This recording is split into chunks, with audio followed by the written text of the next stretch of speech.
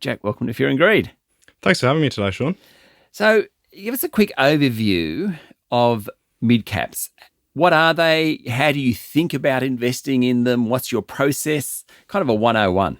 Yeah, great. So the way that we define mid-caps at Sodor Capital is a market capitalisation of between $1 billion Australian and $20 billion Australian. And if you look at the indexes, that roughly aligns to the ASX 50 starting at the top all the way down to the ASX 300. So around 250 stocks in that universe. And we also invest in New Zealand of corresponding size. So the Ellerston Midcap Opportunities Fund is our vehicle to invest in that space and target those businesses. And so we own 35 of those stocks across the fund. It's a long-only, bottom-up fundamental process. So let's just break that down. Long-only, basically you're in it for the long term. You're not trying to trade every day. Long only in the sense that we're not taking short positions in stocks. So we're benefiting from share prices appreciating rather than dropping. Yes. Yep. Okay. And then stylistically, we look for the best opportunities wherever they may be. So we're not getting stuck into value versus growth. We're doing a bit of both. We're looking for the best risk rewards wherever they may be at present. Okay. So you must have parameters, though, about how you think about there's 250 stocks. You've picked 35. What are those 35 broadly got in common? Great question. So the way that we think share prices end up being mispriced is when the market doesn't appreciate the future earnings potential of that business. So how we get to that conclusion is we go and do the deep bottom-up fundamental work. We spend a lot of our time traveling. We spend a lot of our time out and about meeting the companies. We want to meet not just their executives, but also numerous other sort of employees across the business within those companies. We want to meet their competitors. We want to meet their suppliers, their customers. If there's a regulator or a consultant involved in the industry, we want to hear their perspective. And we blend all of that together to forecast future cash flows for those businesses. And we're looking for situations where we think the market has underappreciated the earnings potential of that business. We've done all our deep fundamental work. We think the current valuation isn't implying the same thing. And we think the market will come to agree with us over time and the share price will appreciate and will benefit. We'll get to some stocks in a moment, but are there certain attributes that you must have? I suppose management is one, founders or strong management. Are there other things that all these companies have once you've done this work? Yeah, it's a great point, Sean. Management's a really key one. So part of our fundamental work, we'd have a number of pillars that we evaluate a company on, management being one. One of the things we look at for management is how they set the strategy. So a strategy is a business has a series of resources and capabilities, and then there's a market opportunity, which is external to the business. And your strategy is trying to use your resources and capabilities to produce the highest return on your incremental invested capital as you exploit that market opportunity. And generally, we find when businesses are producing high incremental returns on invested capital, that's a pretty good hunting ground for mispriced stocks where we might make an outsized return. How much of this is financial? So you might invest in a miner, you might invest in a financials, as a bank or something like that. You might invest in a retailer. You probably invest in all of those things. Yep. You can get your return on invested capital through the balance sheet. How much of it, though, is about understanding the business, kind of visiting a retailer, realizing, how many people are on the floor there, that type of thing? Yeah, I think our best investments, and on average, we try to look for this in every single investment, but our best investments are definitely the ones where we have some underappreciated aspect of our analysis that's based on robust data that we can validate and we can know is true to a high degree of certainty. We then reflect that in our forecast for the future cash flows, and we come up with, as I was talking about, a differentiated view on that business's earnings power. So to answer the question, it's always better when you can turn it into a quantitative assessment, and that's not always possible, and often you're operating with degrees of uncertainty, and that's what makes the job a little bit of art and a little bit of science, and that's what keeps me engaged every day and waking up and running into work to do that work and to really sort of solve those problems. You're running to work because you've got a 2-year-old. Yeah, that's right. keeping you up at night. That's what made you hesitate when you were saying that. But yes. That's right. Work's my safe place. Let's talk about some stocks. So of those 35, can you give us a few that you like? So let's start with, you choose.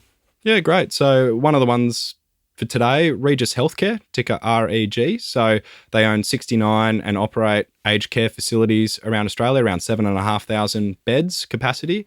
And so we like Regis Healthcare because it's got a structural tailwind. Obviously, the baby boomers are aging. They're moving into that demographic that requires aged care.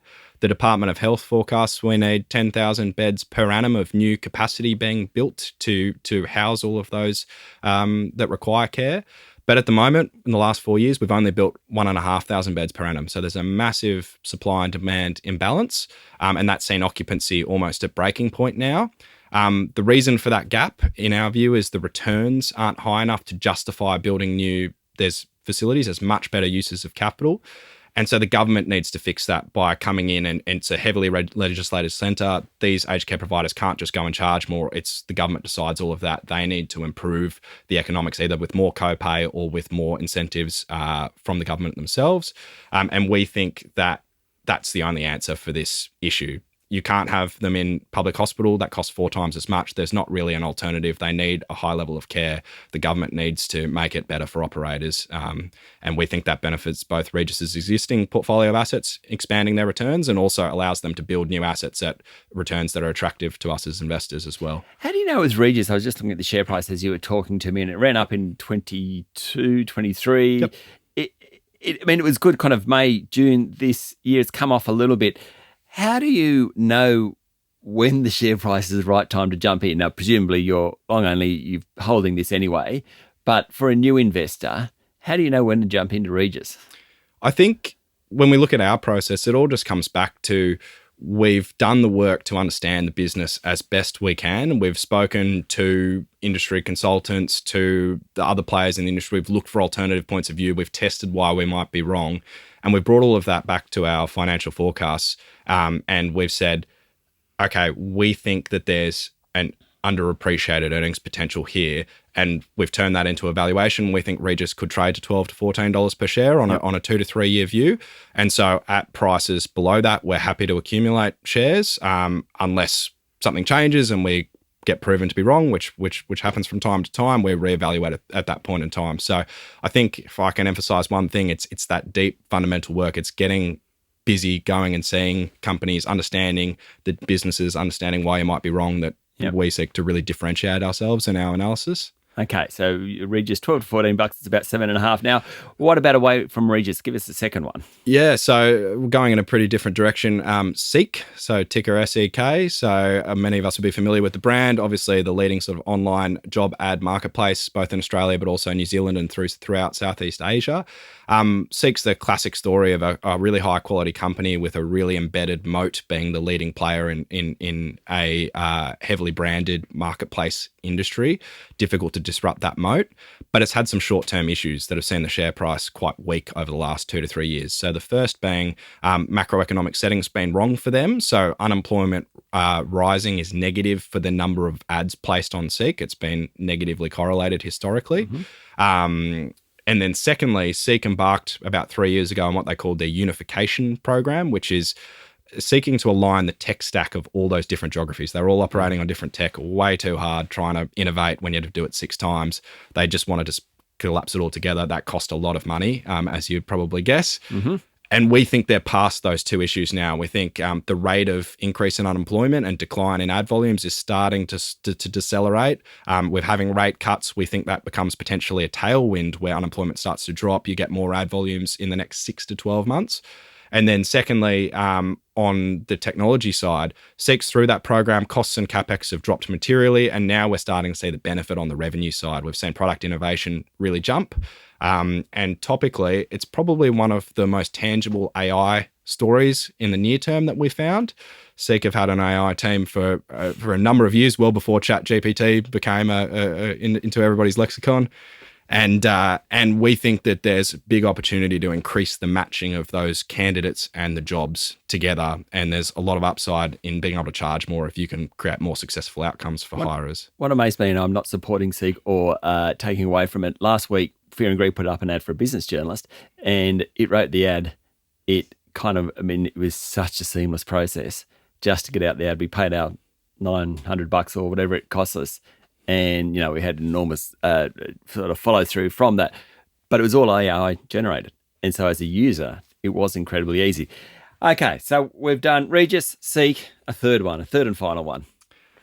That's a great question. What do I believe in as strongly as those? I think if I look at the portfolio today, maybe trying to go in a slightly different direction, we like Aussie Broadband a lot. So obviously, again, a household name. Many of us would be customers. They have the Aussie Broadband brand for consumer, and then they have some business and wholesale telecommunications platforms as well. We think the structural growth of basically everybody who's not Telstra and TPG is here to stay, with better service outcomes and better price being offered to consumers, and what is a commodity service in terms of the actual quality of the network. And Aussie's been taking market share quite strongly for some time. We think the rationality in the market is being underappreciated. Obviously, as a commodity product, you often see price competition, and that can be bad for returns. We think the players are exhibiting quite high price rationality, and that should see margins and returns expand in the short term, and we think the market's underappreciating that. Balance sheet's in great shape.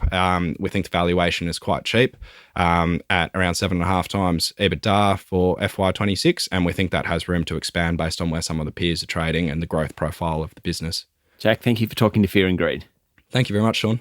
That was Jack Briggs, Portfolio Manager of the Ellerston Mid-Cap Opportunities Fund, which is working with Sodor Capital, a great supporter of this podcast. Remember, information in this podcast is general in nature, and you should always get professional advice and make sure a product is right for you before proceeding. This is the Fear and Greed Business Interview. Join us every morning for the full episode of Fear and Greed, business news you can use. I'm Sean Aylmer. Enjoy your day.